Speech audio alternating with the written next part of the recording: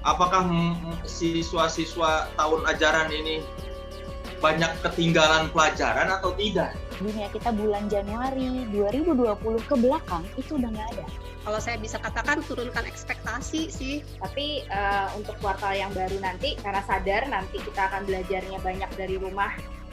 Sama sekali nggak ada kuota. Tapi ada juga sih anak-anak yang katanya nggak ada kuota, tapi ternyata main games terus. Jadi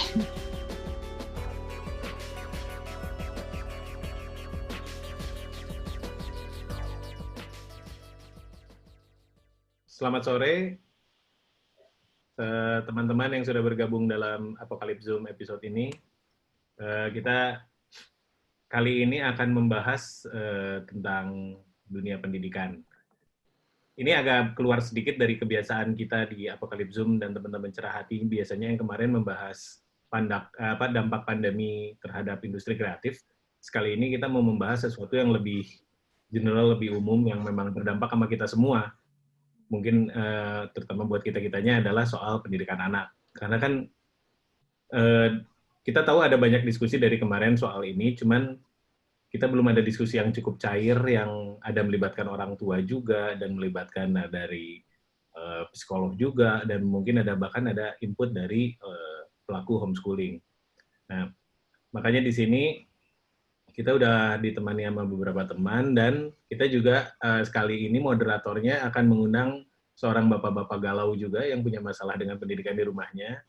Jadi dengan ini saya persilakan kepada moderator kita kali ini, Bapak Soleh Solihun. Silakan, Leh. Terima kasih, Mod. Assalamualaikum warahmatullahi wabarakatuh. Waalaikumsalam. Selamat sore. Ini kebanyakan ibu-ibu ya, bapak-bapak. Bapak, saya Bapak. Ya, tapi kan Anda bukan peserta, Anda panitia. Selamat datang di Apocalypse Zoom episode 9 dengan judul apa sih? Ini judulnya, Mod? Gue lupa. Bagaimana nasib pendidikan anak kami di masa mendatang?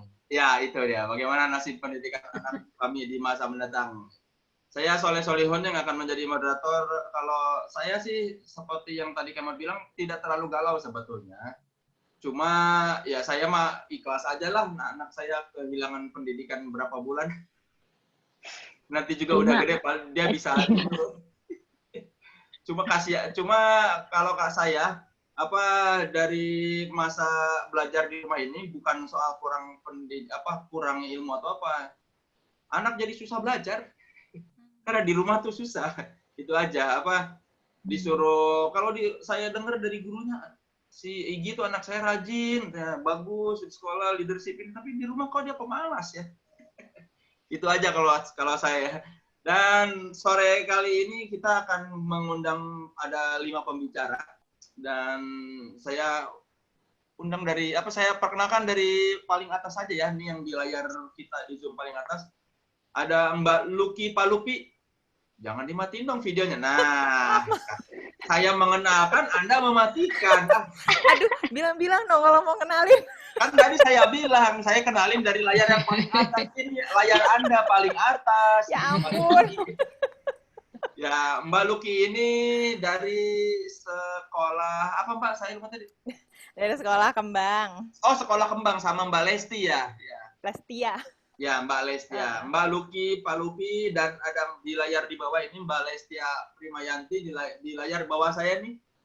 Kita melihat layar yang sama kan ya? enggak. Melihat layar yang sama berbeda. Sih, makanya aku bingung loh. Oh iya, Orang beda-beda. Beda-beda. Orang beda-beda. Ini juga layout orang beda-beda. Saya pikir layoutnya sama. Harap maklum anak baru Zoom. Iya. Saya biasanya Zoom tidak sebanyak ini. Ya, ada Mbak Luki Palupi dan Mbak Lestia Primayanti dari Sekolah Kembang. Sekolah Kembang ini pasti udah pada tahu ya. Yang belum tahu, Sekolah Kembang ini yang di Kemang. Yang katanya bapaknya banyak yang tatoan ya orang tuanya. Menurut orang tua yang juga sekolah di sana. Teman saya ada 2 orang di sana. Di Sekolah Kembang mah suaminya tuh seniman semua, bapak-bapaknya banyak yang tatoan. Kalau nggak orang film, itu pasti bergerak di bidang entertainment. Di sebelahnya Mbak Luki ada Mbak Tara Abu Khari. Dia ini dari SMP dan SMA Al Jabar ya? Ya, Al Jabar Islamic School. Ya, pokoknya Al-Jabar Islamic School. Itu SMP dan SMA-nya kan ya. Terus ada juga yang kerudung berkacamata, Mbak Vanda Yulianti. Mbak Vanda ini dari homeschooling. Praktisi. Praktisi homeschooling, alias orang yang punya energi lebih buat ngajarin anaknya di rumah. Hebat. Hebat. Hebat banget. Pinter berarti Anda ya. Nggak harus pinter kok. Ya, minimal lebih pinter dari saya lah. Anda berani soalnya ngajarin anak di rumah. Dan yang terakhir pembicara kita ada seorang psikolog anak dan pendidikan, ada Mbak Fatiani Pramesti. Iya, halo, selamat sore semuanya. Pasti pakai HP ya, Zoom-nya. Iya, Mas. Dimiringin biar bagus. Oh, dimencongin ya? Oke. Nah, gitu. Siap-siap. Nah, Ini aku tak matiin dulu sebentar ya kalau gitu. nggak perlu dimatiin. Oh, iya, malu, Mas. Jangan. Tinggal digeserin aja HP-nya gitu. Nah, HP-nya digeserin. Nanti otomatis gambarnya jadi horizontal. Iya.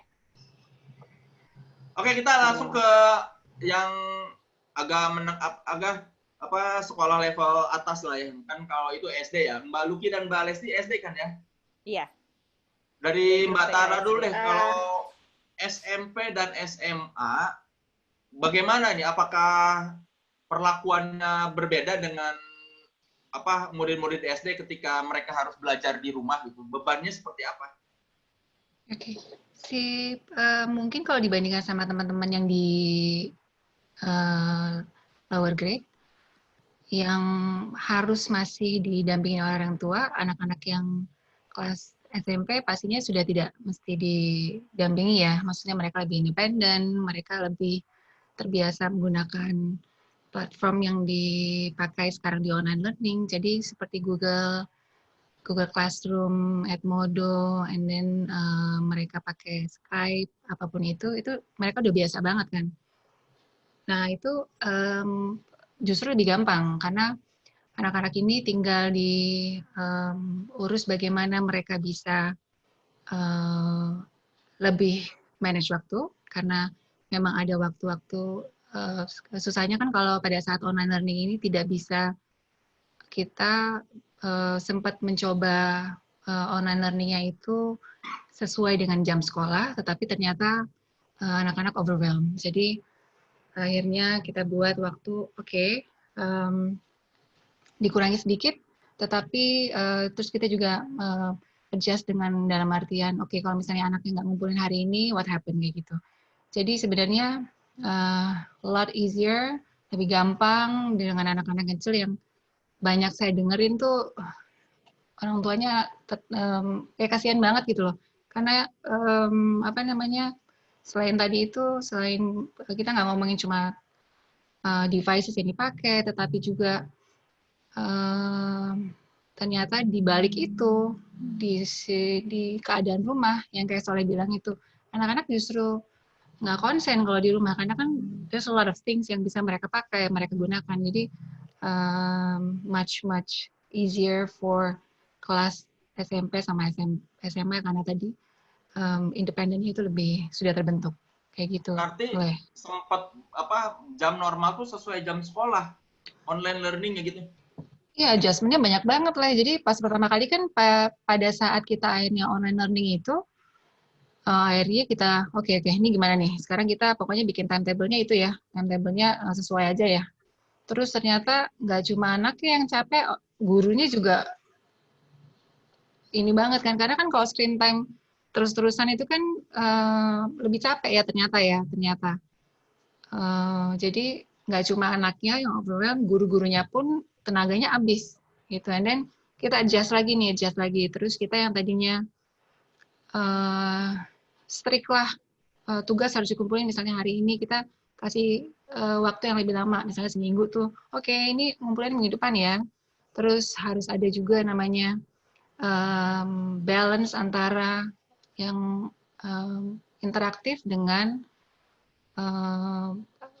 waktu untuk anak mengerjakan tugas. Terus kita dengerin lagi nih anak-anak, ternyata ada beberapa anak, ini kan ngomongin online learning itu sebenarnya ada beberapa anak pun yang nggak punya kan, yang nggak punya devices, yang nggak punya ternyata nggak tersupport dengan baik di rumah kan. Dan itu keadaannya pun kita harus tahu, kita harus bisa kasih option ke mereka, apakah mereka boleh datang ke sekolah, apakah mereka harus kita bantu dengan cara yang lain, itu yang berusaha kita terus komunikasikan dan kita cari tahu. Jadi Gitu. di Aljabar pun masih ada siswa yang secara gadget dia tidak punya gitu. Iya, Bu. Jadi kita tuh kadang-kadang suka kaget gitu, oh ternyata anak ini nggak punya laptop, dan ternyata pas kita tanya, kita ngobrol sama orang tuanya, oh ternyata anaknya misalnya 3 gitu. And then, kan kalau laptop itu kan dulu kan sesuatu yang mungkin cuma dipunyai sama anak-anak besar kan. Nah ini sekarang adik-adiknya pun harus pakai laptop. Terus ternyata kok mungkin anak kecilnya tuh adik-adiknya nggak punya telepon. Terus ternyata internetnya nggak ada nih.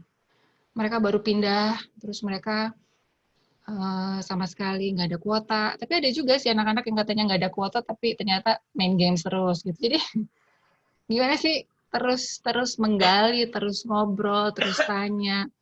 Yang kita berusaha untuk lakukan adalah kita mencari tahu apa sih keadaan di rumah seperti apa, karena itu penting banget. Back again, well-being anak-anak adalah paling penting. Jadi kita berusaha untuk adjust, oh ini nggak bisa, oh ini ternyata kayak gini, oh ternyata. Karena ya itu tadi, keadaan keluarga tuh kadang-kadang kan kita nggak tahu gimana itunya, kan orang tuanya sibuk juga, masih sekolah, masih work from home, itu kan kesian ya. So that kind of thing yang kita berusaha untuk komunikasikan. Itu berapa lama di Aljabar mencoba online learning yang sesuai jam sekolah normal tadinya? Mungkin sebulan. Terus kan kita kemarin itu sempat ada term break. Dan kita, ini nggak bisa nih kayak gini nih. Kita kurangin kan. Akhirnya pada satu waktu, kira-kira ada beberapa waktu sebelum kita benar-benar libur sekolah tuh, ada kita adjust waktunya, terus ternyata ini bisa diterima nih. Terus tapi harus benar-benar jelas ya, dalam artian anak-anak itu harus, selain yang mereka ketemu misalnya cuma 1,5 jam, itu mereka harus juga mengumpulkan pekerjaan yang lain yang nanti mereka misalnya posting di Google Classroom atau Edmodo, atau mereka email gurunya. Terus ada anak-anak juga kan kalau kelas 6 sama 7 kan belum ada email ya, Bo ya. Maksudnya kan mereka belum 13 tahun ya kan, what do we do gitu. Kita pakai platformnya beda-beda deh. Misalnya anak-anak kecil tuh tadi ya pakai Edmodo yang nggak perlu pakai email ya. Kalau anak-anak yang besar kan mereka udah bisa pakai aplikasi dari Google yang sangat bagus itu kan. Tapi anak-anak yang nggak punya email artinya bisa pakai Edmodo yang nggak perlu pakai email untuk masuk. Terus komunikasi kita pakai apa nih? Pakai Line ya. Jadi kita juga tanya nih sama anak-anaknya gitu. Kira-kira kamu mau pakai apa? Itu kita komunikasikan. Yang paling nyaman lah ya buat mereka. Kalau anak-anak gede, aku kayaknya nggak usah pakai Zoom lah. Zoom tuh katanya kan kemarin sempat heboh tuh. Zoom bisa ambil data. Ya, segala macam tuh. Anak-anak gede gue tuh udah langsung kritis. Pokoknya kita nggak pakai Zoom, kita pakai Google Meet, kita pakai Jitsi, kita pakai itu, kita ikutin. Jadi ini benar-benar gurunya pun tuh jadi kayak belajar aja gitu. So we are also the learner yang kayak lagi membangun, digital literacy, digital skills-nya. Jadi kita benar-benar sama-sama belajar sama anak-anak gitu. Kalau di sekolah kembang nih Bu, ya itu kan SD ya levelnya. Apakah lebih ada sulit? Kelompok. Ya, apa? Nah, jadi di kembang itu ada kelompok bermain TK sama SD. Paling tinggi level SD berarti ya. Berarti ya, betul. Apakah mengalami kesulitan yang lebih dibandingkan SMP SMA? Selama 3 bulan kemarin sih boleh dibilang relatif cukup lancar ya. Sebenarnya kita udah siap-siap dari pas Jakarta dibilang sekolah ditutup sementara itu pas kita lagi libur term break gitu. Nah, 2 minggu sebelumnya tuh tim guru udah siap-siap gitu. Kita udah bilang, wah ini kayak ini, habis ini bakal akan ada sekolah di rumah, belajar dari rumah nih gitu. Jadi kita udah coba-coba lihat-lihat berbagai kemungkinan gimana ya caranya, apa yang bisa dilakukan kalau memang harus belajar dari rumah gitu. Nah, waktu beneran mulai, yang apa namanya ya, yang berpikir cukup keras memang timnya kelompok bermain dan TK. Karena kan anaknya masih kecil-kecil banget ya. Jadi mereka belum punya gadget sendiri pastinya gitu, dan pasti masih harus dibantu orang tua. Jadi waktu itu kita kirim panduan ke orang tua, kasih menu kegiatan seminggu gitu, dan kita ketemuan sama orang tua seminggu sekali untuk tahu gimana, dan pelan-pelan berubah, mulai nawarin kelas pilihan lewat video conference gitu-gitu, sampai akhir tahun ajaran kemarin. Kalau SD, dari awal itu waktu kita mulai memang setup-nya udah masa darurat ya. Jadi kita memang langsung pokoknya yang awal-awal tuh transisi deh gitu. Kita ngenalin dulu sama anak-anak kayak gimana sih kalau harus belajar dari rumah. Tempatnya kan beda, nggak di kelas gitu kan. Terus harus pakai metode yang berbeda gitu. Jadi minggu-minggu pertama itu ya nggak langsung belajar bahan-bahan pelajarannya, tapi lebih ke main games untuk belajar ketik, matematikanya pakai games gitu. Coba belajar pakai video conference. Kalau kami sih pakai Zoom, karena itu yang ternyata paling nyaman dan paling mudah dikelola sama anak-anak yang kecil-kecil ini. Gitu. Kira-kira 2-3 minggu habis itu udah mulai masuk ke materi belajar mereka. Tapi sehari itu kita batasin. Jadi Zoom meeting itu maksimal sehari itu 1 jam deh. Gitu. Dan tiap kelas bisa beda-beda jadwalnya. Ada kelas yang milih video conference tiap hari, ada yang 2 hari sekali, ada yang seminggu sekali gitu. Kalau tadinya kita mau pakai Google Classroom gitu, tapi ternyata anak-anak SD ini belum lancar ngetik. Sementara kalau Google Classroom kan basicnya forum ya, gitu. Nggak bisa, jadi harus pakai yang video conference gitu. Video conference kita coba di TK, anaknya kabur atau nggak bengong aja gitu ngeliatin, ngapain orang-orang banyak gitu ya. Jadi ya banyak coba-cobanya, banyak metodenya yang kita trial and error gitu sih ya sebenarnya. Dan emang langsung terasa bahwa oh iya nih logika belajarnya beda nih sama kalau kita tiap hari di sekolah gitu. Begitu itu disadarin sih ya lebih gampang buat kita, buat guru-gurunya untuk menyesuaikan diri. Gitu. Jadi sebetulnya guru pun belajar lagi ya gara-gara situasi. Banget belajarnya. Yang paling sulit dari sisi apanya nih? Kalau dari seorang guru apa sih yang paling sulit di era seperti ini? Gini ya, kalau belajar itu kan dasarnya interaksi ya. Jadi interaksi bolak-balik gitu, timbal balik antara anak sama gurunya gitu. Dan ternyata diperantarai layar itu nggak berjalan seluas yang biasanya gitu kan. Nah itu mesti dipikirin lagi tuh gimana caranya kalau anak yang nggak ngerti atau misalnya gurunya perlu nanya cara apa yang paling baik dilakukan gitu ya. Kalau di Kembang waktu kita mulai SD-nya tuh semua anak bikin email. Jadi mereka buat email dan kita ajarin dulu nih email-emailan gitu ya. Jadi udah bisa nanya lewat email segala macam. Cuma mereka nggak semuanya pegang gadget setiap saat.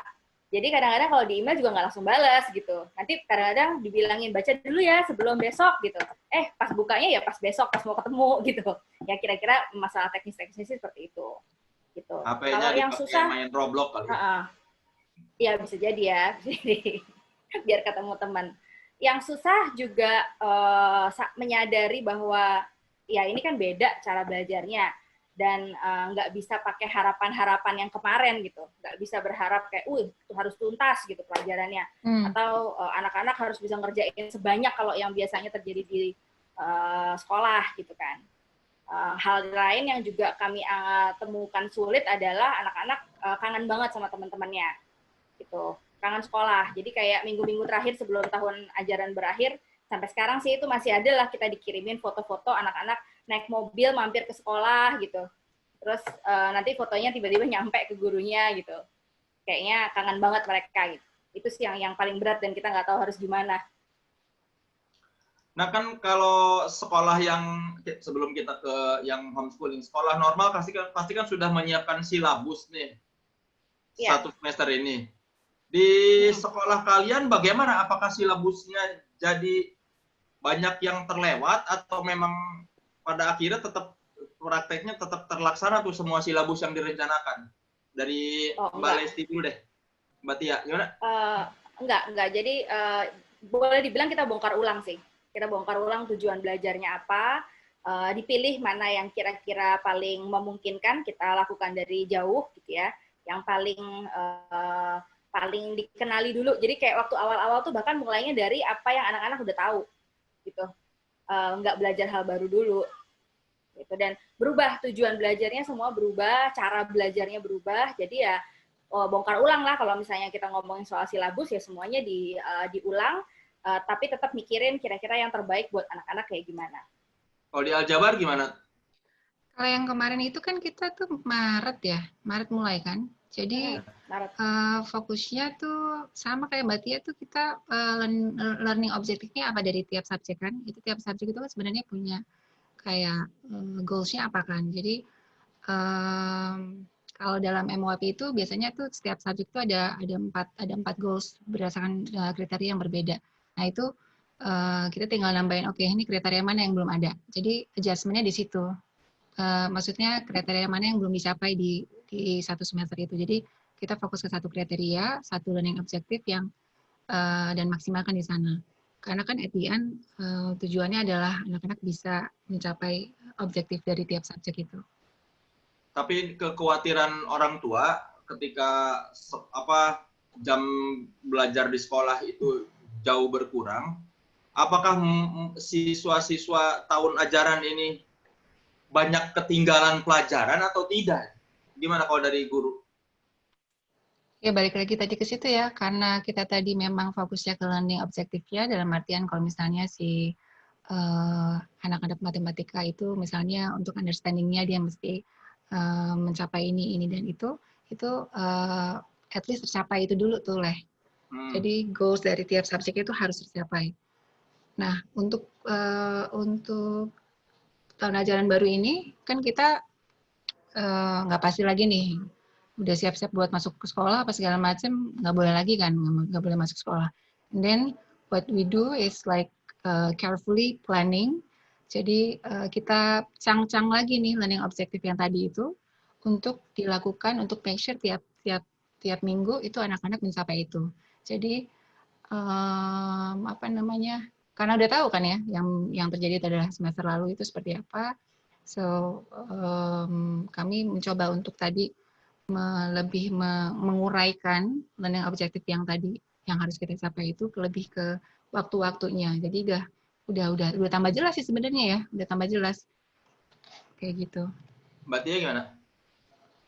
Kalau untuk tahun ajaran baru dibilang anak-anak ketinggalan sih sebenarnya kita mikirnya agak geser gitu. Gesernya adalah udah pasti waktu awal tahun ajaran guru-guru di kelas yang baru pasti akan ngecek dulu ini anak-anak sekarang ada di mana gitu untuk bisa mulai belajarnya mau kemana gitu. Jadi kayak baseline-nya itu kita tentukan dulu. Nggak masalah dimanapun itu gitu. Kita akan selalu mulai dari baseline-nya anak-anak itu seperti apa. Kalau kemarin sendiri teman-teman karena minggu-minggu ini emang lagi minggu-minggu menyiapkan tahun ajaran baru, kayaknya sih akan ada perubahan cukup signifikan tentang cara belajar. Gitu. Kalau selama ini yang kita lakukan adalah selama sekolahnya masih di sekolah ya, ya kayak gitu. Jadi 1 tahun terus kita bagi-bagi. Oh 1 kuartal belajar apa aja ya. Oh tiap minggu belajar apa gitu sampai selesai. Tapi untuk kuartal yang baru nanti karena sadar nanti kita akan belajarnya banyak dari rumah yang tiap anak kondisinya beda-beda ataupun kalau nanti kembali ke sekolah pasti blended, setengah sekolah, setengah enggak, ganti-gantian gitu ya. Belajarnya ada yang tatap muka, ada yang harus dari rumah, maka kita ganti pola sedikit yang dipetakan sama guru-guru yang direncanakan itu adalah siklus belajarnya, tapi bukan materinya. Gitu. Materinya nanti ngikutin aja, tapi siklusnya yang akan kita pelajari. Aku kasih contoh ya, misalnya kalau misalnya kelas 1 SD gitu ya. Kelas 1 SD kuartal 1 minggu pertama belajar kenal angka dulu, terus minggu kedua belajar kenal jumlah, terus minggu ketiga misalnya belajar penjumlahan, misalnya kayak gitu. Tapi kalau sekarang kita udah nggak nentuin materinya, tapi minggu pertama itu pasti bagian exploring. Kita mau cari tahu, mau cari pertanyaan apa, terus nanti minggu kedua kita mulai mikirin, oke, saya mau cari tahu tentang ini kalau belajar matematika. Terus nanti rencanain apa yang mau dilakukan gitu ya. Nanti apa yang mau ditampilkan, apa yang mau dievaluasi bareng. Jadi siklus belajarnya yang direncanakan, bukan materinya. Oh, oke. Nah, tadi kan kita ngomongin yang sekolah konvensional. Kalau homeschooling nih, Mbak Vanda, berarti orang-orang yang anaknya di homeschooling kan tidak terpengaruh apa-apa dong kalau dengan adanya pandemi ini? Ya, jadi kalau tidak terpengaruh, mungkin karena sudah terbiasa juga pembelajaran secara mandiri melalui keluarga, terus menciptakan kurikulum sendiri, menciptakan mungkin bisa dikatakan silabus sendiri. Jadi kalau secara konsep pembelajaran mandiri kita sudah terbiasa. Cuman memang kan sebagaimana keluarga pada umumnya, kami kan juga bersosialisasi ya.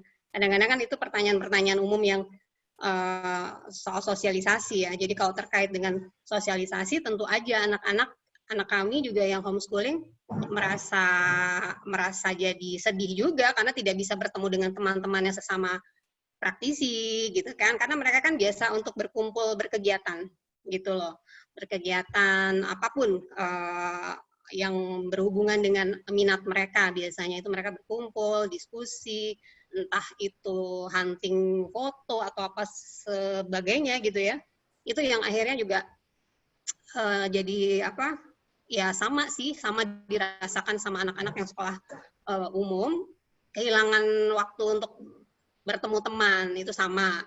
Sisanya sudah terbiasa dengan kemandirian belajar. Itu sih. Berarti yang terasa lebih ke dampak tidak bisa bersosialisasi aja ya. Kalau dari sisi pelajaran itu tidak ada pengaruhnya sebetulnya ya. Tidak Kan ada. Tadi kita ngobrol soal homeschooling yang dilembagakan dengan homeschooling yang benar-benar mandiri orang tuanya. Itu apa bedanya yang homeschooling yang teman saya ada yang homeschoolingnya kaseto itu? Ya, jadi sebenarnya homeschooling sendiri kan sudah jelas ya kalau diartikan sekolah rumah. Rumah itu sebagai dasar bagaimana keluarga itu menciptakan pembelajaran sebenarnya.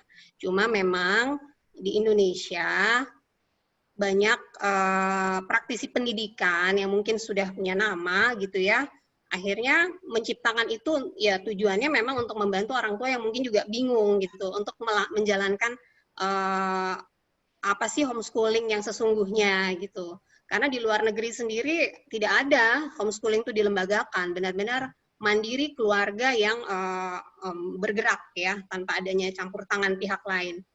Jadi perbedaannya begitu. Ketika orang tua tidak terlalu paham, artinya tidak mencari tahu dulu esensi belajar homeschooling itu apa sih, gitu. Itu biasanya mereka memang mencari lembaga untuk membantu. Makanya ketika kami memutuskan homeschooling itu lama mas lama risetnya, lama mempelajari apa yang harus kita lakukan gitu. Sama sih sebenarnya dengan teman-teman orang tua lain yang memilih sekolah pun kan nggak main asal masukin anak ke sekolah ya, gitu. Akan ada riset sekolah A, B, C yang terbaik, yang tercocok terutama dari sisi pendidikan, dari sisi apapun gitu. Sama sebenarnya homeschooling pun seperti itu. Kami memutuskan homeschooling juga tidak mudah gitu, karena kami tahu resikonya ya, akan lebih repot pasti gitu. Nah itu komitmen lebih repot itu yang harus kami memang siapkan gitu. Dan yang pasti anak juga harus siap, itu yang sudah pasti ya, harus siap dan mau. Kalau anaknya nggak mau susah. Jadi memang harus dua arah.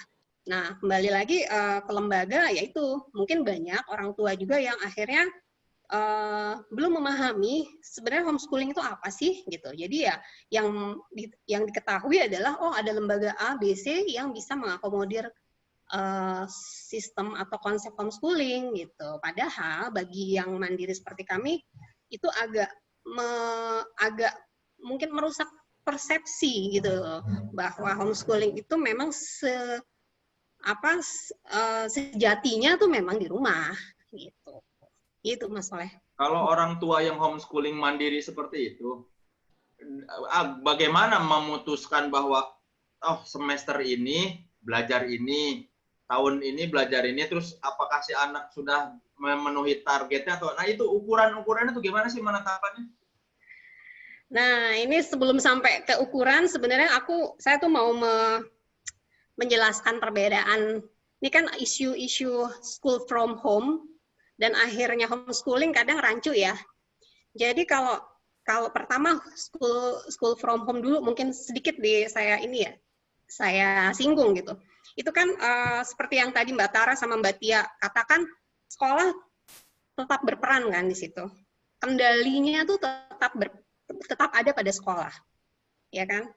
Ada kurikulum yang harus dipenuhi, ada tugas-tugas yang harus dipenuhi, dan respon-respon orang tua yang beragam, begitu juga dengan fasilitas, gitu.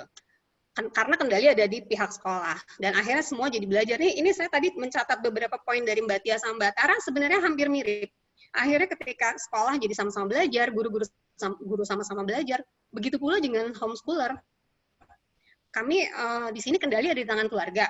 Jadi kebayang ya Mas Soleh ya, ketika kendali ada di sekolah, kita diatur oleh satu lembaga di luar keluarga.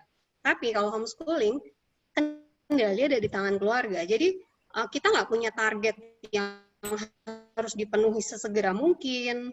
Kita benar-benar pembelajaran yang diambil adalah pembelajaran yang hanya diinginkan dan diminati oleh anak. Kenapa? Supaya fokus. Kalau ada tambahan-tambahan, itu lebih pada memenuhi kebutuhan wawasan dan lain sebagainya gitu. Makanya kenapa terlihat anak-anak homeschooler itu lebih ke vokasi gitu. Seperti itu. Padahal sebenarnya luas sih gitu loh. Nah, itulah yang akhirnya kalau Mas Soleh tanyakan target kami fleksibel banget Mas gitu. Punya target sebulan mengerjakan satu proyek, ternyata loss 2 bulan, ya udah nggak apa-apa, orang yang mengendalikan kita kok gitu loh. Kelihatan anaknya siap atau tidak gitu. Kita akan diskusi di situ, ada evaluasi antara orang tua dengan anak, bahkan anak pun memutuskan bahwa kayaknya saya akan menambah dengan A, B, C gitu. Seperti itu sih. Jadi baliknya kalau dikembalikan adalah perbedaan school from home dan homeschooling adalah kendalinya. Gitu. Dan itu cukup meringankan orang tua juga sih dengan kendali ada di tangan kita.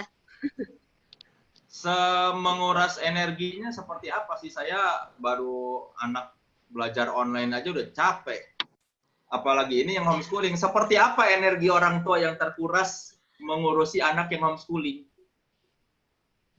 Energi sebenarnya kebetulan karena anak kami sudah usia SMP, seperti tadi Mbak Tara bilang, kalau udah usia remaja kan lebih mudah nih, gitu ya. Dan lagi pilihan homeschooling ini kan komitmen bersama. Jadi anak ini punya komitmen untuk menjalankan. Itu cukup meringankan sebenarnya. Dengan adanya jadwal, dengan adanya, seperti tadi malam kami evaluasi jadwal dan per bulan Juli jadwal baru apa gitu. Nah, itu harus dia jalankan kan. Itu lumayan mengurangi energi kami sih untuk ngegeber dia ya. Karena apa yang dia lakukan adalah pelajaran yang dia suka. Jadi di sini tidak ada keterpaksaan belajar. Jadi ya senang-senang aja.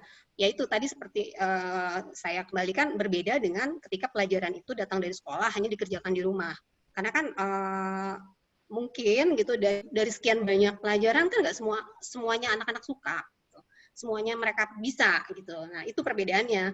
Jadi energi kami lebih pada ini sih, habisnya lebih pada eksplorasi aja. Yuk kita mau apa lagi nih? Kita mau apa lagi nih itu. Itu sih. Kalau orang tua yang homeschooling lebih hebat nggak itu? Enggak. Enggak lah. Nggak ada bayaran, nggak ada uang pangkal, nggak ada seragam. Oh, lebih hemat. Oh iya, ya. Mungkin. Karena itu tergantung, kalau lebih hemat tergantung ke setiap keluarga. Jadi gini, kalau diibaratkan sebenarnya homeschooling itu seperti menu masakan keluarga, Mas. Setiap keluarga kan menunya beda-beda nih.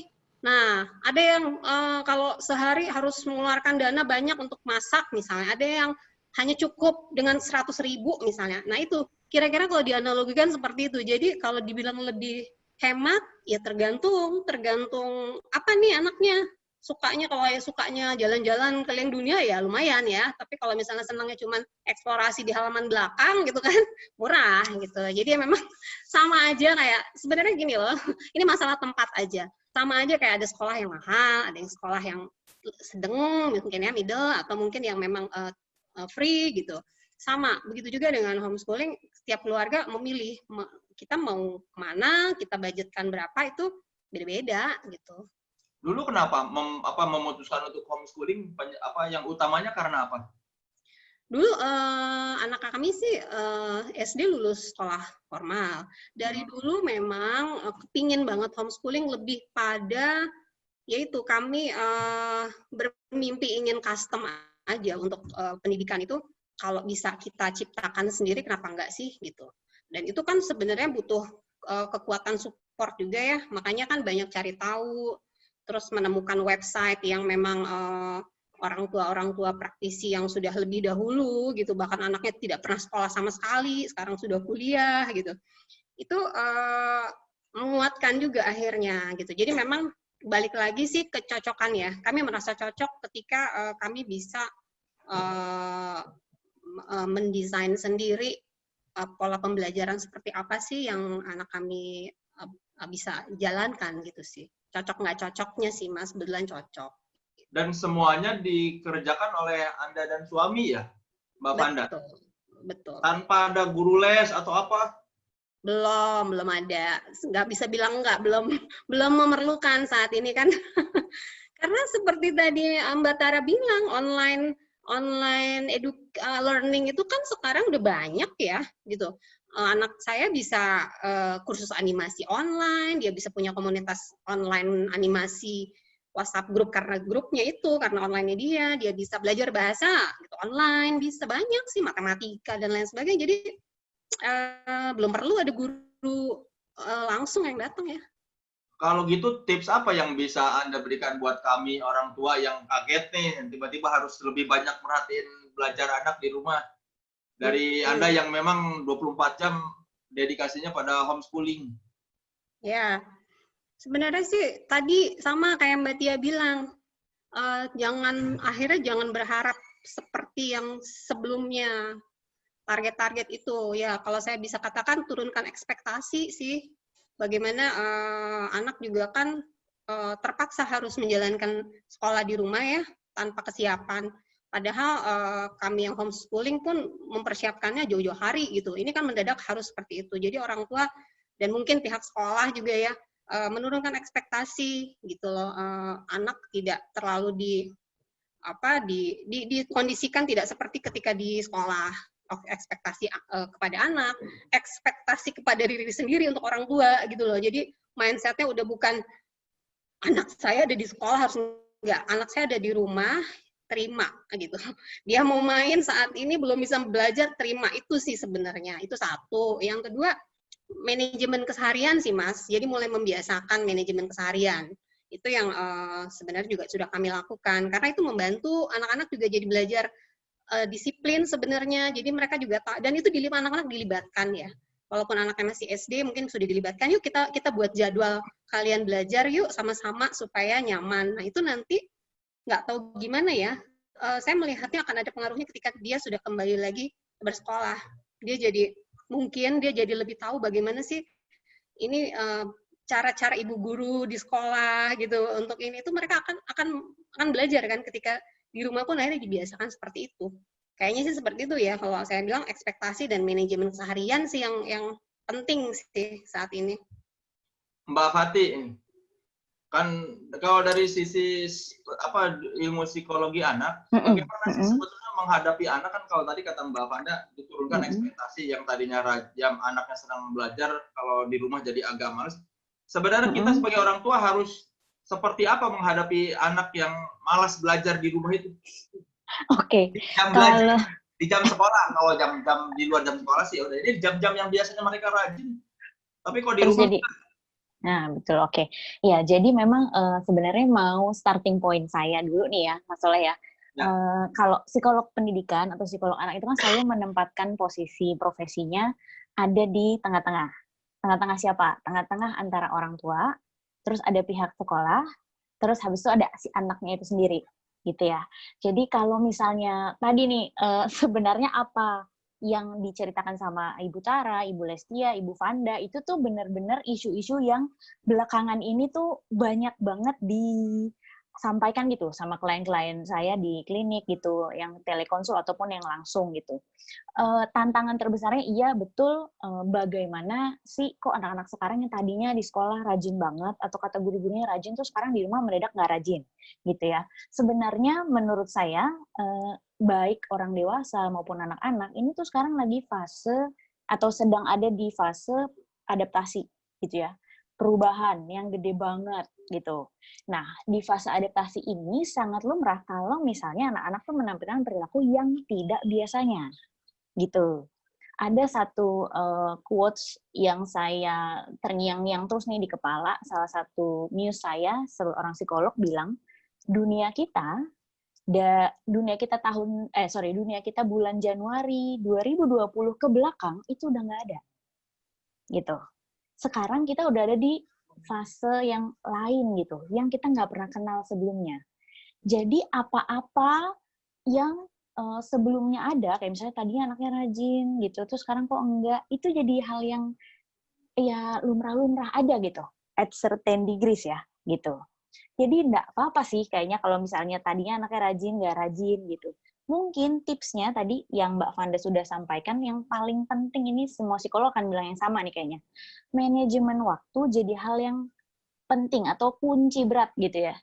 Kalau anak-anak misalnya biasanya kalau jam 6 sudah bangun, misalnya sudah siap-siap ke sekolah, kita bisa kok membangun rutinitas yang mirip gitu. Jam 6 bangunin anaknya gitu. Untuk apa? Untuk mandi kek, sarapan kek gitu. Anggaplah seolah-olah emang ini tuh timeline-nya kamu kalau lagi sekolah tuh seperti ini gitu. Berpeganglah pada rutinitas tiap hari itu sih, Mas Soleh. Gitu. Dan ya maksudnya orang tua juga jangan ya karena menurunkan ekspektasi tadi, jadi harus banyak hal yang harus dimaklumi ya kalau pada akhirnya ya menghadapi anak itu. Nah, ini nih yang berkaitan sama si ekspektasi tadi. Aku mau kaitkan dengan tadi, dunia kita tahun Januari 2020 ke belakang sudah nggak ada. Jadi emang kita harus assessment ulang semua hal yang saat ini gitu. Source apa yang kita punya sebagai orang tua, dinamika kita sebagai keluarga itu seperti apa, lalu termasuk nih ya, kalau kita ngomongin pendidikan anak, tentu saja yang turut andil atau beririsan di dalam pendidikan anak itu nggak cuma si anaknya itu sendiri, tapi juga ada orang tua, lalu ada sekolah di belakangnya ada siapa? Ada undang-undang pendidikan, ada Kementerian Pendidikan yang pasti semuanya udah punya, istilahnya dengan tanda kutip ya, maaf aku kalau salah tolong dikoreksi, ada targetnya sendiri-sendiri gitu. Nah, kalau masing-masing pihak ini, masing-masing pihak ini tidak saling manage expectation, dan kita ujungnya stres aja, gitu. Bahwa orang tua akan terus berpegang teguh pada, loh harusnya aku jadi gurunya anak-anak di rumah.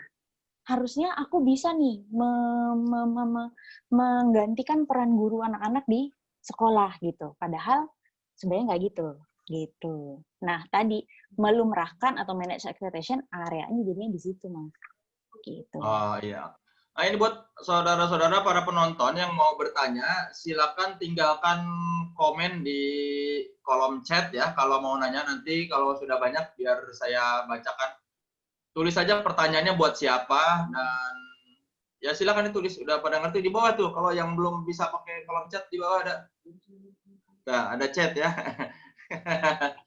Nah, ini kan kalau homeschooling mungkin tidak mengalami soal biaya tadi. Di sekolah gimana? Saya soalnya dengar ada beberapa orang tua ya, dari orang tua teman saya yang temannya protes tidak mau bayar sekolah karena anak gua di rumah ngapain gua bayar, terus pada komplain. Nah, kalau di sekolah kalian gimana, di sekolah Kembang dan Aljabar, apakah guru menerima juga persoalan seperti itu dari orang tua yang mengeluhkan mereka membayar uang sekolah tapi anaknya di rumah? Silakan dari Mbak Tia dulu deh.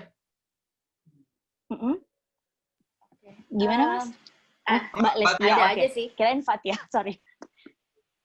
Ada aja sih Mas Soleh ya yang bertanya. kenapa nggak jadi lebih murah kan belajarnya di rumah gitu ya. Padahal sih sebenarnya nggak ada biaya operasional sekolah yang turun juga sih, walaupun belajar dari rumah gitu. Jadi kalau di Kembang, jadi akhirnya kami jelasin juga ke orang tua apa sih sebenarnya yang terjadi gitu ya, apa sih uang sekolah tuh larinya buat apa aja gitu ya. Itu kita jelaskan supaya punya persepsi yang sama tentang itu.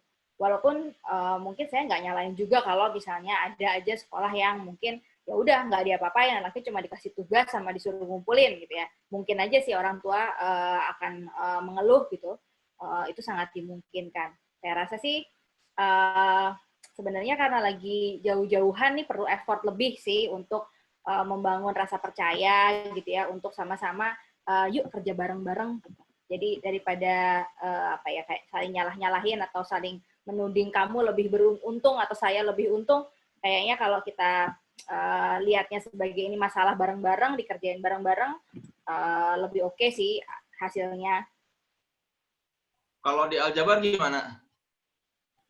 Kalau pengurangan diskon ada sedikit sih, Leh, karena mungkin kelonggaran untuk misalnya agak terlambat bayarannya, karena kan the whole situation itu kan sangat berdampak sama pekerjaan orang tua ataupun apa namanya ya ekonomi keluarga. Jadi tapi yang pengen kita berikan juga kayak Mbak Lestia tadi adalah gimana caranya juga kita kasih service lebih gitu dengan online learning ini. Yang tadi kalau misalnya anaknya yang ini kalau di SMP tuh biasanya anaknya nggak pernah ngerjain tugas, anaknya what happened gitu, teleponin, kita home visit, kita kasih, ternyata anaknya nggak punya laptop, kita pinjemin laptopnya. Kalau memang dia sambungan internet nggak bisa, kita suruh dia ke sekolah, dan kind of thing. Jadi kita berusaha untuk memberikan online learning, tapi service apa yang bisa kita kasih lebih untuk bisa anak-anak buat ya memenuhi target pembelajaran, well-being anak, kayak gitu sih. Jadi kalau berarti dari sekolah kalian ini hak dan kewajiban orang tua sudah diterangkan ya. Ini kalau kalian tidak mampu, kami sediakan fasilitas itu. Ya, itu harus jelas. Makanya dari waktu ke waktu tuh kita komunikasi antara anak, orang tua dan guru itu dan sekolah pun itu harus tetap ada, karena kan kita nggak tahu ya tiba-tiba ya ada tiba-tiba mungkin orang tua yang nggak dapat penghasilan dari dari bulan ini ke bulan ini, kan itu sangat terjadi di saat sekarang ini. Jadi kita berusaha untuk berkomunikasi orang tua ke anaknya, ke orang tua, pokoknya kita telepon terus lah. Gimana caranya kita bisa membantu dalam masa-masa yang seperti ini. Oke, ini ada pertanyaan dari Mbak Dewi Murni. Selamat sore semuanya, saya ingin bertanya kepada Mbak Tia. Rencananya tahun ajaran ini saya berencana memasukkan anak saya masuk TK kecil karena umurnya April lalu genap 4 tahun. Karena kondisi pandemi ini akhirnya saya mengurungkan niat untuk memasukkan dia sekolah dan berniat mengajarkan terlebih dahulu di rumah saja sampai kondisi membaik. Yang ingin saya tanyakan adalah bagaimana membujuk dan membagi waktu untuk mengajari anak semaksimal mungkin, sedangkan sekarang saya masih WFH. Ya, silakan Mbak Tia. Oke, Mbak Dewi Murni, terima kasih pertanyaannya. Ya, ini menantang banget ya, punya balita terus bekerja dari rumah, itu memang luar biasa sih, berat gitu ya. Kemarin pun sejujurnya anak saya yang masih TK pun sempat agak terlantar sih sebenarnya di rumah ya, karena saya kerja gitu, kakaknya udah bisa belajar sendiri. Kalau misalnya memang berniat untuk belajar dari rumah gitu, dikelola sendiri, itu mungkin saja. Barangkali hal pertama yang harus dipelajari adalah bagaimana mengelola waktunya gitu. Jadi seperti Mbak Vanda bilang tadi kan, mengelola rumahnya itu jadi prioritas dulu gitu. Gimana kapan waktunya kerja, kapan waktunya nemenin anak, lalu mungkin target-targetnya juga kita sesuaikan gitu. Saya rasa belajar di rumah itu nggak sama pergi ke sekolah. Misalnya gini, kalau anak-anak belajar sama orang tuanya, pada dasarnya baca satu buku aja tuh sehari udah cukup. Itu udah belajar sebenarnya. Gitu. Dibacain buku itu udah cukup. Beda kalau misalnya di sekolah karena satu guru pegang anak banyak gitu ya. Jadi memang waktunya jadinya panjang gitu kegiatannya di sekolah. Tapi sebenarnya untuk anak-anak usia dini, kegiatan sehari-hari di rumah itu bisa banget sebagai sarana belajar. Nah, kalau kita mau lebih fokus dan menjalankannya dengan mindful, dengan sadar, ya kita jadwalin bareng-bareng gitu. Tapi kalau misalnya logikanya adalah anak belajar itu harus duduk, harus menulis, harus mewarnai, harus ngerjain tugas, ya mungkin agak susah. Apalagi mau masuk TK ya. Mau masuk TK tuh memang biasanya sedikit sekali table work-nya gitu ya. Masih banyak mainnya lari-lari, lompat-lompat gitu ya. Dan itu memang dibutuhkan buat nanti masuk SD. Jadi anak yang cukup lari-lari, lompat-lompat, main-main itu, nanti waktu umurnya 7 tahun akan siap masuk SD. Gitu. Bukan banyak-banyakan ngerjain lembar kerja untuk siap masuk SD. Gitu, gitu Mbak ya. Dewi Murni. Mbak Fatih mungkin dari sisi psikologi mau menambahkan nggak? Gimana caranya membujuk anak supaya Oke. Mas. Jadi gini, sebelumnya mau bilang lagi nih, bahwa level pendidikan anak usia dini itu sebenarnya bukan pendidikan formal ya, betul ya? Betul nggak Bu Tia? Betul. Bu Lestia, betul ya? Itu termasuk Jadi, non-formal. Betul, termasuk pendidikan non formal. Jadi sebenarnya ini pertanyaan sering banget juga muncul dan belakangan kan udah banyak case-nya orang tua yang akhirnya menahan atau menunda anaknya masuk sekolah. Yang pertama biasanya saya ingatkan adalah ibu-ibu, bapak-bapak gitu ya, kalau anaknya baru masuk TK, nggak masuk TK di lembaga pendidikan yang udah ada mereknya gitu yang formal, itu nggak apa-apa. Karena yang biasanya muncul-muncul pertanyaan, harusnya gimana sih? Itu karena ada kekhawatiran tuh dari orang tua gitu, nggak apa-apa nggak sih kalau anaknya nggak sekolah TK? Nggak apa-apa nggak sih kalau anaknya nggak KB gitu? Padahal nggak apa-apa.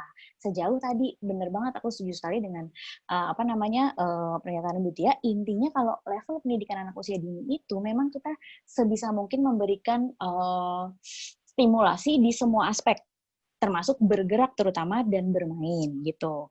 Nah tadi balik lagi, gimana sih caranya biar anak-anak mau nih pada jam-jam tertentu, ini adalah waktunya kita belajar lah gitu ya, atau bermain sambil belajar gitu. Memang betul harus disepakati bersama juga sama anak-anaknya. Oke ya Dek, misalnya nanti mulai minggu depan hari Senin kita coba jam 9 sampai jam 10, nanti Adek sama Mama atau sama Papa di ruang ini kita ngapain gitu. Itu bisa sih Mas gitu. Pembiasaan perilakunya dimulai dari situ. Gitu Mas. Oke. Terima kasih Mbak Tia dan Mbak Fatih. Ini ada yang nanya Arwin Waworuntu. Buat Mbak Tia dan Mbak Tara, kira-kira tools atau metode apa yang dapat diberikan untuk orang tua siswa, terutama untuk orang tua yang bekerja, untuk mendukung pencapaian target-target dari sekolah? Mungkin ini ngomongin support ya? Ya. Support dari orang tua ya? Oke. Kalau buat anak-anak besar itu kan kayaknya kita udah harus menerima kalau mereka itu sudah sangat attach sama gadgetnya mereka itu. Jadi mungkin sekarang online learning harus berlanjut. Kita nggak tahu sampai kapan, kita harus siap dengan itu. Dan mungkin saatnya sekarang adalah kita mencoba untuk membangun keahlian dia dalam digital literacy ini ya maksudnya digital skills ini. Jadi kalau ngomongin metode, mungkin support di kira-kira bantu mereka untuk mendapatkan aplikasi atau the way they organize yang bisa ya tadi yang bisa membantu di pelajaran, tools-tools yang bisa mungkin anak-anak zaman sekarang bikin video, presentasi, terus how to make them busy gitu. Karena ini anak-anak emang udah harus attach. Jadi kita harus bisa, orang tua di rumah mungkin bisa membantu dalam menyibukkan anak-anak ini, tapi tetap menggunakan teknologi, tetapi lebih positif. Kayak gitu, kalau mungkin anak-anak gede seperti itu. Oke, Mbak Tia silakan. Oke, Mas Arwin, bagaimana orang tua bisa membantu anak-anak untuk mencapai target belajar barangkali ya? Menurut saya kuncinya di komunikasi yang pertama. Jadi bikin kesepakatan bersama di rumah itu sepertinya yang paling membantu ya. Karena nggak ada satu cara yang bisa berlaku buat semuanya gitu.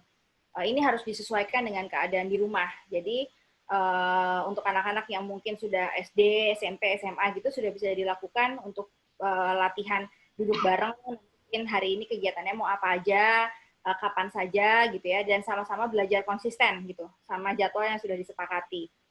Itu aja sih sebenarnya. Sama mungkin target-target belajarnya memang dibuat lebih masuk akal gitu ya, yang mulai dari hal-hal yang bisa dikelola dulu sama anak-anak sehingga terasa berhasil dulu terus lama-lama ditingkatkan gitu. Itu bisa. Mestinya kalau sekolahnya paham, bahkan dari pemerintah juga sudah ada aturannya bahwa selama belajar dari rumah itu target pembelajarannya itu harus disesuaikan dengan keadaan, tidak lagi memaksakan kurikulum itu harus tercapai. Gitu. Itu statement itu sudah sampai ke sekolah-sekolah dan ke guru-guru ya. Jadi harusnya memang udah nggak kejar-kejaran lagi sih sama kurikulum. Nah, yang mungkin bisa dilakukan adalah dari kesepakatan belajar bareng-bareng itu, anak-anak jadinya belajar juga skill mengelola waktu sih, gitu. Untuk ya tadi belajar ngerjain tugasnya atau melakukan apa yang dia targetin aja dulu. Iya, kayaknya membentuk struktur ya, bantu mereka untuk membuat struktur di rumah itu menjadi lebih terencana, membantu mereka. Oke, kalau misalnya memang mereka nggak bisa ngerjain tugasnya tuh di pagi-pagi, mungkin waktu yang mana yang kamu bisa. Jadi kayaknya struktur yang kita harus cari struktur yang paling sesuai sih sama anak, yang bisa juga diterapkan di rumah. Iya, yang paling sesuai sama keluarga. Orang tua sebagai fasilitator dan manajer sebetulnya ya, yang mengatur semuanya berarti ya. Gokil. Sebelum kita tanya lagi, mungkin di antara para peserta ini ada yang anaknya di sekolah negeri yang mungkin mau berbagi cerita, karena kan ini yang kita bicarakan sekolah-sekolah swasta, atau mungkin ada yang mau berbagi cerita pengalaman, siapa tahu anaknya ada yang di sekolah negeri, atau mungkin di antara para pembicara kita mau ngasih insight, soalnya kan kemarin ada memes tuh ya, Nadiem Makarim mau sekolah permanen ya, walaupun kayaknya itu hoax sih, tapi siapa tahu kalau ada yang mau berbagi cerita soal online learning di sekolah negeri gitu. Karena kita tidak ada narasumber yang dari negeri ya, semua swasta. Semua ini orangnya pada punya duit ternyata ya. Oke, ada lagi yang nanya ini dari Edi Kemod. Gimana buat Mbak Tia, gimana caranya sekolah dari rumah untuk anak yang baru masuk SD di tahun ajaran baru ini? Kan mereka belum lancar baca, terus belum kenal gurunya. Iya juga ya.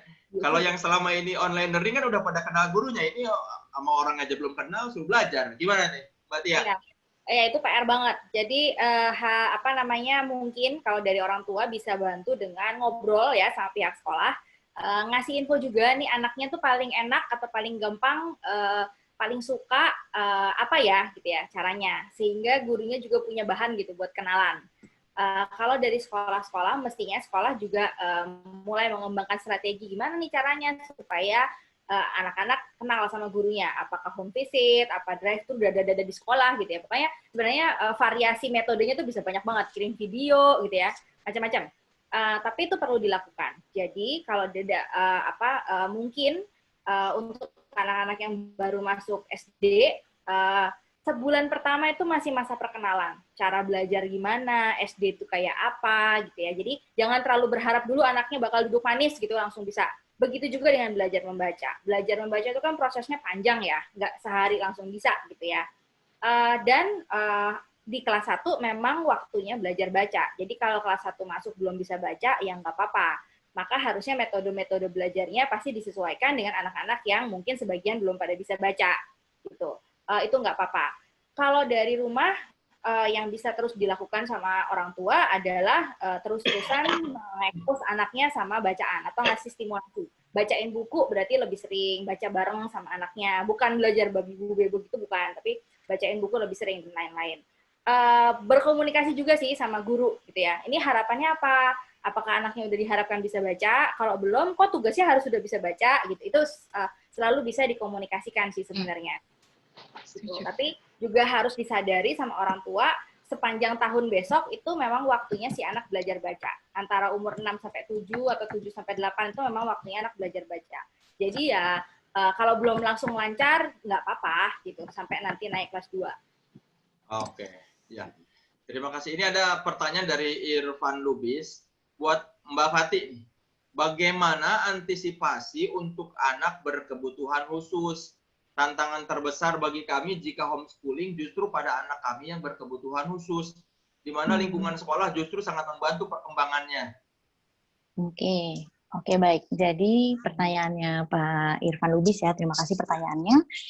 Ini jujur nih, kalau saya boleh jujur sebagai seorang psikolog pendidikan, sekarang ini saya juga lagi di fase saya lagi belajar memposisikan profesi psikolog pendidikan di fase kayak gini nih ada di mana sebenarnya. Dan how to help si individual ini gitu. Karena kan however kalau cita-cita murni psikolog pendidikan tuh adalah membuat suatu individu bisa belajar dengan optimal apapun kondisinya. Nah, tantangannya nih pertanyaan yang bolak-balik dan saya juga jujur saya masih mencari jawabannya untuk anak-anak dengan berkebutuhan khusus ini itu bagaimana gitu ya. Kalau tadi sebenarnya efek baik atau manfaat baik dari sekolah itu sebenarnya membawa manfaat karena dari segi sosialisasinya. Maka sebenarnya yang bisa kita lakukan sekarang memang menciptakan dengan tanda kutip situasi-situasi sosialisasi buat si anak yang sifatnya darurat gitu. Ya misalnya kalau misalnya sekarang masih takut ketemu sama teman, pasti kita masih belum boleh ketemu teman, mungkin bisa di pairing sama sepupunya kali, itu yang kita tahu kondisi kesehatannya, kita sama-sama tahu gitu, apakah aman atau tidak, misalnya seperti itu. Gitu sih Mas Soleh sementara yang bisa saya kasih gambarannya, karena ini memang teman-teman psikolog pendidikan juga masih cek-cek ombak nih gimana nih caranya gitu, kita tuh ada di mana tuh masih di situ sebenarnya. Gitu. Oke. Ini dari Mbak Lita, Mas Soleh, saya dari sekolah swasta, tapi anak saya bersekolah di sekolah negeri. Kegiatan belajarnya banyak dibantu via WhatsApp, detailnya tergantung gurunya. Ya. Mau berbagi cerita nggak Mbak Lita? Mana Mbak Lita?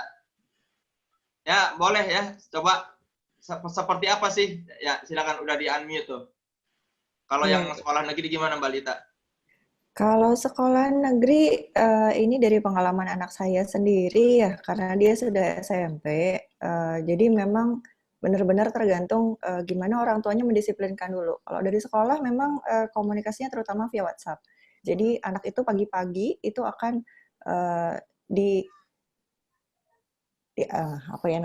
diperiksa gitu kehadirannya sama gurunya, yang sudah bangun gitu ya, kalau udah bangun gitu.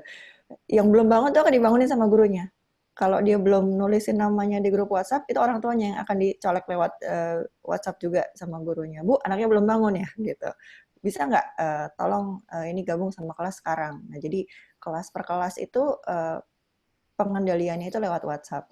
Nah, sedangkan kalau pembelajaran yang saya lihat memang kalau sekolah swasta kan banyak menggunakan fasilitas yang kayak gini gitu ya. Ada Zoom meeting gitu atau Google Classroom atau apalah gitu. Sedangkan kalau di sekolah negeri karena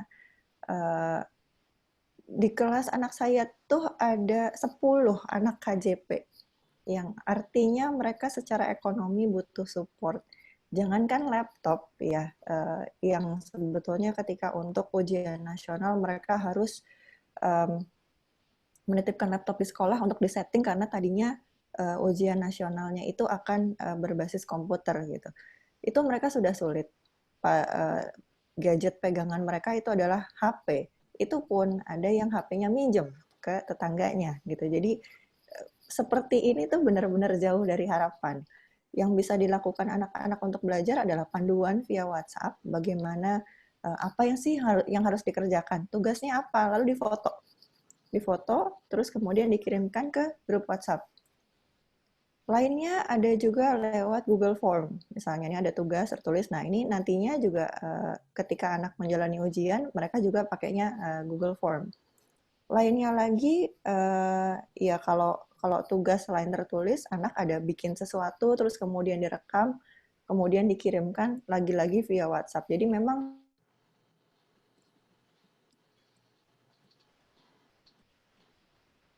di negeri mengatasi paling mudah dan bisa gitu dijangkau oleh sebanyak mungkin lapisan ekonomi yang ada di kelas via WhatsApp, ya jalannya kelasnya lewat WhatsApp. Siang-siang anak udah selesai terus ya udah tidur gitu. Saya tanya sama anak, kamu stres nggak sih sekolah? Enggak sih kalau online gini gitu. Emang nggak banyak tugasnya? Ya kan aku bisa tinggal pilih untuk tidur. Jadi kalau stres dia tidur aja udah tinggal gitu. Terus gimana? Ya nanti aku setor aja nanti gitu. Itu kalau udah SMP ya gitu. Sedangkan kalau SD, nah SD sekolah tetangga saya, sekolah negeri di Bogor, dia modelnya orang tua itu akan datang setiap pekan bergantian. Jadi mereka ada grup-grup dulu gitu di mana orang tua itu akan berkoordinasi tergantung wilayah tempat tinggal. Nah, nanti akan ada yang datang ke sekolah dengan mengumpulkan buku. Karena kalau masih SD kan pakainya buku tematik ya kalau kurikulum nasional. Mereka akan bawa buku ke sekolah. Ini yang udah dikerjakan, ditukar dengan buku selanjutnya. Gitu. Jadi selama waktu tertentu mereka akan belajar di rumah, ya mungkin disupport juga via WhatsApp, tapi lebih ke buku. Jadi memang rasanya cukup terputus ya gitu, nggak komunikasi langsung dengan guru seperti ini tuh sangat minimal gitu, karena ya mau gimana lagi kan nggak semuanya juga punya HP, nggak semuanya juga punya WhatsApp, apalagi punya laptop yang bisa untuk video conference seperti ini gitu. Jadi terutama untuk sekolah negeri memang yang harus difasilitasikan semuanya gitu ya, dari yang paling punya sampai yang paling nggak punya apa-apa ya terus gimana datengin gitu. Ada guru yang kemudian datang ke rumah anak yang memang tampaknya nggak berpartisipasi apa-apa gitu. Jadi memang tantangannya besar sekali kalau di sekolah negeri saya lihat sih. Oke, terima kasih Mbak Lita atas sharingnya. Ini Mas Arwin kayaknya nanya mulu dia penasaran kayaknya. Ada lagi buat Mbak Fati, kira-kira bagaimana menumbuhkan kesadaran orang tua untuk lebih peduli tentang pendidikan anaknya, terutama untuk orang tua yang sibuk bekerja. Kenapa sibuk bekerjanya pakai tanda kutip? Langsung aja daripada pusing, Arwinnya ngomong aja langsung. Coba aja kalau nggak langsung suruh tanya aja nih, mana nyalain videonya Mas Arwin. Ini kenapa sibuk bekerjanya pakai tanda kutip? Sebenarnya nggak sibuk ya. Karena mungkin sekarang saat yang cukup tepat sedikit menumbuhkan, senang sekali pakai tanda kutip. Selamat sore semuanya, selamat sore. Sore. Silakan Selamat tanya sore. Ini ya, jadi kayaknya ya, mau curhat, silakan curhat dulu. Jadi intinya sih sebetulnya saya cuma lihat keadaannya sekarang seperti ini, tapi dan ada beberapa sekolah atau ada beberapa pendapat yang sudah dari dulu sebelum ada keadaan seperti ini, bahwa pendidikan anak sesungguhnya itu memang sebetulnya dari orang tua. Tapi melihat seperti ini jadi banyak sekali orang tua yang bersuara dan membuktikan bahwa mereka hanya menitipkan anaknya ke sekolah, disekolahin, bayar, dan sudah gitu ya gitu. Pokoknya anak saya jadi. Nah itu yang saya melihatnya, fenomenanya akhirnya terlihatnya seperti itu sekarang.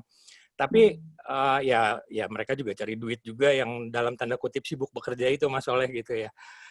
Ya cuma jadi yang seperti kira-kira apa ya yang bisa sekarang bisa menumbuhkan kesadaran orang tua, bisa mendukung anaknya berkembang, pendidikan yang berkembang dan lain-lain. Tapi ya dengan merekanya juga masih sibuk bekerja juga ya orang tuanya gitu. Tapi mudah-mudahan bisa diselipkan gitu sekarang saat ini. Mas Gitu Mas. Arwin, berarti Anda kurang sadar ya, kurang tumbuh kesadaran buat membantu perkembangan anak ya? Baru kecolek Mas Soleh barusan. Silakan Mbak Fati. Ya. Oke, saya coba jawab ya Pak Arwin ya. Jadi kondisi-kondisi yang dirasakan gitu ya sama Pak Arwin ini memang sebenarnya juga dirasakan oleh banyak orang tua lain gitu ya. Dan surprisingly ini tuh saya suka bilang kondisi pandemi ini semacam membuka tabir gitu ya. Selama ini hal-hal yang kita sweeping under the rug atau kita udahlah nggak usah dibahas lah, udahlah anak kita nggak apa-apa kok, udahlah anak kita tuh udah siap kok, sikap belajarnya udah matang kok sesuai umurnya gitu. Itu semua tuh selama ini jangan-jangan tuh Udahlah nggak usah bahas. Tapi pas sudah muncul nih pandemi ini, belajar dari rumah dan sebagainya, orang tua langsung deh, matanya langsung terbuka, jreng, ternyata anak kita nih kalau dikasih tugas lebih dari satu dalam satu hari, nggak bisa. Nah, jeng, itu tuh. Jadi itu baru kesannya kayak baru keluar sekarang, padahal sebenarnya enggak. Jangan-jangan emang itu adalah salah satu of many challenges yang sebenarnya sudah dialami sama anak kita gitu selama ini, tapi kita diem-diem aja gitu. Atau kita memilih untuk pas gurunya udah bilang, saya yakin setiap guru tuh pasti kenal setiap muridnya segitunya. Pasti guru-guru tuh udah kenal juga lah gitu, kayak oh ini anak agak susah nih kalau ngerjain tugas lebih dari satu dalam satu hari. Tapi kadang-kadang orang tua dengan tanda kutip ya, Mas Arwin atau Pak Arwin ya tadi sibuk bekerja itu akhirnya enggak apa-apa, anak kita nggak apa-apa gitu. Biasanya yang kelimpungan balik lagi si psikolognya memang. Jadi tengah-tengah. Nah, itu memang benar. Ini adalah saat yang tepat, this is the right moment untuk kita bareng-bareng obrolin, untuk assessment bareng, reassess tadi bahasa saya, atau menilik lagi deh, ini sebenarnya anak kita itu sampai di mana sih kemampuannya. Kita sebagai orang tua, itu ternyata selama ini perannya sejauh apa sih? Gitu, itu sih dari saya. Sebetulnya di saat sekarang ini yang repot orang tua dan guru ya. Karena kalau anak makan yang ngikutin aja ya, disuruh ngapain juga ya. Mau di sekolah gitu, mau di rumah juga yang ngikut aja sebetulnya. Anak mah sebetulnya satu-satunya yang sebetulnya tidak dipusingkan dari kondisi ini ya. Waduh, aku kok nggak berani ya masalah ya ngeiyain tuh. Mbak Vanda udah ketawa tuh. Aku ngeliatin dari sini. Ngeri loh Mas, kalau misalnya dibilang kayak, oh berarti anak tuh posisi paling enak. Waduh, buat saya sebagai psikolog anak dan psikolog pendidikan kok ya, saya merasa ini, ya Allah, ini anak diapain ya, ini kok diuak-uak gitu istilahnya, ditarik sana, tarik sini. Saya malah deg-degannya di anak, Mas. Oh gitu? Iya, Mas. Yang paling stres nih kalau semua pihak nih ya nggak saling assessment ulang, itu tadi bahasaku, pada akhirnya anaknya sih yang menurut saya jadi korban lagi gitu. Kayak ini mau diapain sih gitu. Aku tuh suruh ngapain, hari ini aku suruh sekolah. Tapi dia sendiri punya perasaan loh Mas Soleh. Dia sendiri kangen loh sama teman-temannya Mas. Pengen ketemu loh sama teman-temannya. Kangen juga loh sama gurunya. Interaksi sama gurunya tuh kangen juga loh gitu. Nah itu kadang-kadang kita juga nggak aware juga gitu sama kondisi anaknya. Gitu sih Mas. Kalau gitu apa yang bisa dikatakan sama anak-anak kita supaya ya menenangkan mereka lah? Mbak Vanda ketawa lagi nih. Aku jadi apa yang bisa dilakukan gitu ya? Menurut saya balik lagi kayaknya sebagai satu unit keluarga, ini saatnya kita duduk bareng gitu, ngobrolin bareng-bareng. Kita tuh sebenarnya mau bergerak ke arah mana sih? Atau kondisi keluarga kita saat ini seperti apa sih? Aku sebagai ibu, kamu sebagai bapak, anak sebagai anak, itu duduk bareng aja. Kita ngobrolin, ini ada apa sebenarnya? Gitu. Dan impact-impactnya ke keluarga kita tuh apa? Dalam hal kalau anak pasti pendidikannya. Nah itu kan dari situ nanti akan muncul diskusi-diskusi tadi, harus gimana? Oh, oke, aku paham. Orang tuaku dua-duanya work from home. Jadi kalau aku tuh tantrum atau aku marah-marah di tengah hari, rasanya kasihan juga gitu loh, Mas. Akan muncul-muncul yang kayak gitu tuh, Mas. Sebagai family unit ya. Gitu. Jadi pada dasarnya semua keluarga harus mengkomunikasikan dulu, duduk sama-sama, bicara soal kondisinya masing-masing, ya. Karena dan bakal beda-beda tiap rumah ya. Iya Mas, benar gitu. Nyari ramuannya tuh sulit memang, yang seragam. Terus kalau pertanyaan jadi sulit juga buat psikolog. Jadi harusnya gimana? Nah jawabannya jadi ya gitu deh, belok-belok ke psikolog. Karena tiap keluarga dinamikanya beda-beda banget gitu. Kondisi anaknya beda-beda banget. Bahkan tadi level pendidikan kaitannya sama sikap belajar udah matang atau belum juga beda banget. Udah gitu kita semua tergantung Menteri Pendidikan sebetulnya. Nah itu benar. Butara juga dari tadi juga Butara. Aku sedih banget. Iya. Betul. Kalau praktisi pendidikan bagaimana menanggapi memes Nadiem Makarim yang katanya meskipun corona sudah selesai bakal sekolah di rumah permanen itu apa sih maksudnya itu? Boleh kasih kita pencerahan nggak? Kalau aku tadi, Batara dulu deh. Silakan Batara dulu. Kalau aku sih lihatnya itu beberapa berita yang di luar itu kan kadang-kadang bisa like di twist gitu loh. Sebenarnya Nadine bilang ini, terus kalau bahasa yang dia ngomongin tentang si bakal dipermanenkan itu kan dia seperti bilang oke, digital literacy digital online learning itu bagus kok, itu sebenarnya oke lah buat kita pakai, tapi beberapa yang ada di berita itu kadang-kadang kita masih benar-benar baca gitu sebenarnya dia ngomongin apa sih, tapi setelah yang ada beberapa kritik yang ngomongin tentang itu memang benar sih kalau misalnya online learning itu nggak ada banyak hal yang nggak bisa didapatkan pada saat online learning. Kita takut, saya juga Mbak Fatih tadi bilang gitu, yang paling itu adalah anaknya. Kalau saya sebagai pendidik takut kalau ada learning gap yang sebenarnya kita malah nggak bisa capai karena anak-anak itu butuh emotional support dari gurunya, anak-anak itu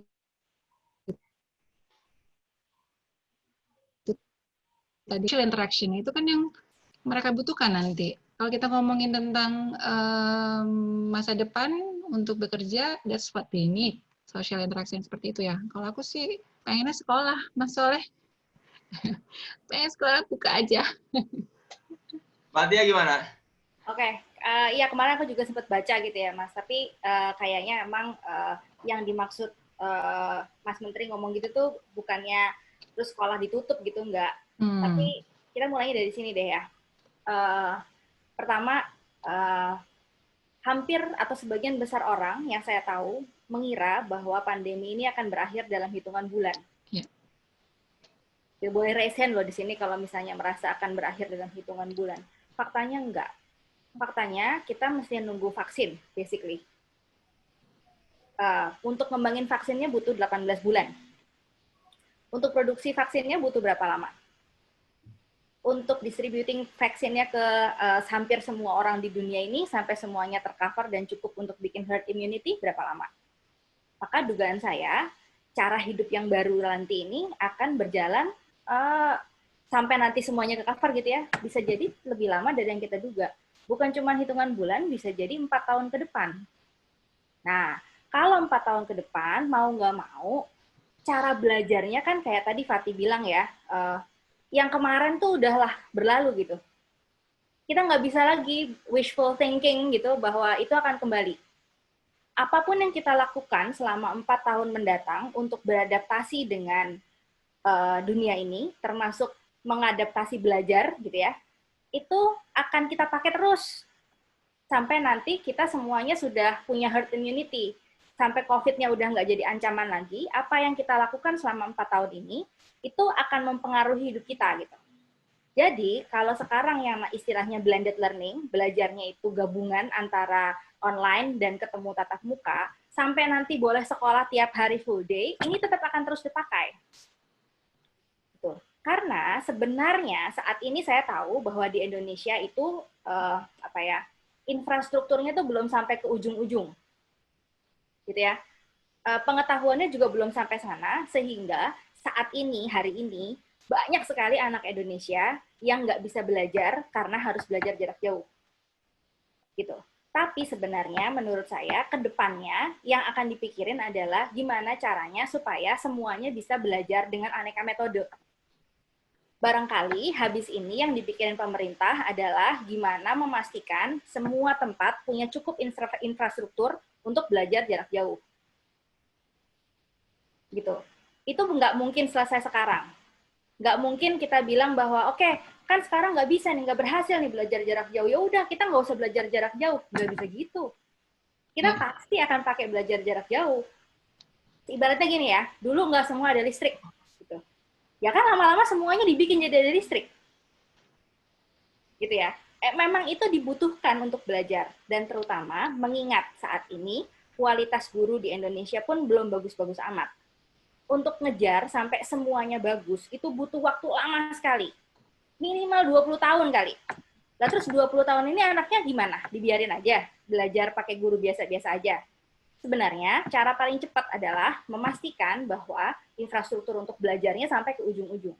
Sehingga anak-anak tuh bisa belajar sendiri. Dengan resources yang bahkan jauh dari mereka. Dengan kelas-kelas online yang diadakan sama guru-guru di Jakarta. Misalnya kayak gitu. Nah, itu membuat semuanya bisa berkembang bareng. Idealnya tuh kayak gitu. Nah, jadinya menurut saya sekarang ini, kalau kita ngomongin pendidikan ke depan kayak gimana, tuh udah pasti berubah. Ini udah diomongin sama praktisi-praktisi pendidikan, sama para akademisi pendidikan itu sejak 20 tahun yang lalu. Nanti tuh akan gini, nanti tuh akan gitu. Tapi nggak akan ada yang bergerak, nggak ada yang mau bergerak karena enak. Nyaman kan? Sejauh ini anak-anak kita sekolah seharian baik-baik aja, gitu kan? Nah, tahu-tahu kondisinya tidak memungkinkan itu terjadi. Ada yang putus, gitu. Dan harus berubah. No option. Kalau kita ngotot belajar dengan cara zaman dahulu, tapi dengan konteks harus belajar dari rumah, pada suatu hari sih anak-anak hengkang dari kelas. Karena udah nggak meaningful belajarnya. Dan mereka punya option buat itu. Orang anak saya kelas 4 SD udah bisa kok matiin video waktu Zoom. Gitu. Dia bisa pura-pura ada di dalam kelas, padahal nggak ada. Gitu. Tapi itu make sense. Kalau misalnya kita yang menyelenggarakan pendidikannya, tidak juga membaca apa yang dibutuhin anak-anak. Kayak tadi, kita atur aja sendiri sesama orang dewasa, tuh nggak bakal kejadian gitu. Maksudnya akhirnya ya pendidikannya ulang lagi dari nol, bubar aja gitu tiba-tiba. Kalau mau pendidikannya jalan terus, ya memang harus mau berubah. Dan pastinya berat buat kita. Karena banyak hal harus kita unlearn, terus harus relearn lagi, tapi pada saat yang bersamaan. Cara kerja kita harus kayak gitu. Cara ngelola rumah, ulang lagi. Cara anak belajar, semuanya relearn. Pasti lagi stres. Gitu. Semuanya pasti lagi stres saat ini. Gitu. Nggak mungkin nggak lah, orang semuanya berubah bareng gitu ya. Itu pasti lagi menimbulkan stres gitu. Maka kan untuk saat ini ya kita belajar cara mengelolanya gimana supaya kita nanti bisa berubahnya kayak gimana. Oke. Terima kasih Mbak Tia. Nah mungkin ini karena waktu sudah mau 4:30, saya mau minta closing statement-nya dari Mbak Fat. Kalau Mbak Tia kan udah keluar semua tuh closing statement-nya menarik. Dari Mbak Fatih, Mbak Tara, dan Mbak Fanda, apa yang mau Anda sampaikan buat kami orang tua yang mengkhawatirkan bagaimana masa depan anak-anak kami di masa pandemi ini? Silakan dari Mbak Tara dulu deh. Oke, kalau aku sih sambil menunggu nih ya, gimana kalau kita menggunakan waktu ini untuk malah membangun tadi itu kemampuan anak-anak yang ngomongin tentang 21st century skills kan, di mana dia lebih bisa menggunakan teknologi, bagaimana dia sekarang mungkin lebih memperhatikan kesehatan dari kind of thing. Jadi ini salah satu skills yang bisa kita bangun loh buat anak-anak. Jadi just be ready dan mari kita sama-sama bangun nih skills yang nanti ya tadi kata Mbak Lestia ini bakal pakai banget memang. Sambil kita menunggu nih ya sampai kapan, why don't we just be ready and ya keep updated dan gitu sih. Oke. Mbak Fanda?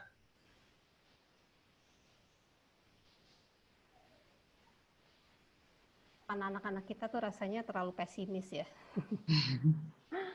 Saya sih optimis. Kenapa? Dengan adanya forum seperti ini aja udah menguatkan loh. Kekhawatiran dari pihak sekolah, dari pihak orang tua itu bisa kita tampung semua dan akhirnya kan membuka juga kan. Saya sih mendapat banyak ini juga nih insight nih dari Mbak Tia, Mbak Tara, Mbak Fatiani. Walaupun pada situasi saya merasa tidak apa-apa ya, tanda kutip lagi nih, tapi itu apa-apa juga gitu. Gimana kita tidak bisa membayangkan bagaimana ke depannya itu kan mengkhawatirkan. Tapi saya sih yakin masa depan akan baik-baik aja anak-anak kita, apalagi kita semua di sini sama-sama ya, saling bergandengan itu yang penting. Makanya forum-forum diskusi seperti ini tuh bagus sekali sih Mas Soleh. Dari sisi apapun, terutama pendidikan dan parenting ya. Jadi saya rasa makin banyak kita giatkan sih forum-forum seperti ini. Itu yang mungkin itu salah satu optimisme masa depan anak-anak kita ya. Itu sih dari saya. Oke, terima kasih Mbak Fanda. Mbak Fatih gimana? Iya, Mas, closing statement dari aku sih cuman ini aja, mengingatkan kembali kalau dunia kita bulan Januari 2020 ke belakang udah nggak ada. Ini adalah saat yang urgent kita semua sebagai individu, sebagai family unit, sebagai sekolah, sebagai penentu kebijakan. Ini saat yang tepat untuk reassessment kembali. Kita tuh positioningnya ada di mana? Itu kalau misalnya ada hal-hal yang belum optimal atau ternyata belum sesuai dengan filosofi dasar pendidikan anak adalah untuk si anak, maka this is the right time buat kita sama-sama berubah yuk. Gitu, reframing lagi bahwa apapun yang kita lakukan hari ini bahkan itu adalah untuk kepentingan si anaknya itu. Gitu, Mas. Oke, ini mohon maaf nih karena pertanyaannya baru masuk tapi menarik kalau nggak dibacain. Satu pertanyaan terakhir ya, terserah siapa yang mau jawab. Dari Mbak Kustia Retno, jadi apakah bisa disimpulkan bahwa cara seleksi masuk sekolah sekarang yang berdasarkan usia merupakan cara yang tepat untuk memulai pendidikan di masa pandemik ini? Silakan yang punya ini mungkin orang tua yang termasuk demo kemarin. Silakan, ada yang mau jawab siapa? Mbak Tia. Boleh ya. Menurut saya sih sebenarnya bukan cara seleksi ya, tapi persyaratan untuk masuk sekolah yang baru ini nggak ada urusannya sama pandemi sih. Ini tuh sebenarnya udah keluar aturannya dari bulan Desember sebelum ada pandemi. Dan memang setup-nya tuh kayak gitu, karena tujuan-tujuan besarnya tuh ada gitu ya. Kalau belum berjalan lancar, ya kayaknya sih memang belum berjalan lancar. Mungkin ada beberapa faktor-faktor yang belum dipertimbangkan, sehingga kemudian jadi masalah gitu ya saat ini. Tapi sebenarnya logika dasarnya adalah untuk memastikan bahwa negara itu bisa melayani anak-anak yang paling membutuhkan pendidikan. Gitu. Semua anak sih butuh, tapi ada kelompok yang paling membutuhkan dan perlu dibantu, gitu, paling dibantu. Sebenarnya itu logikanya. PR-nya banyak, pemerintahnya juga bukan bebas PR gitu ya. PR mereka banyak, mereka harus nambah jumlah sekolah juga untuk memastikan semua anak tercover. Semua anak harusnya bisa sekolah di sekolah pemerintah gitu misalnya.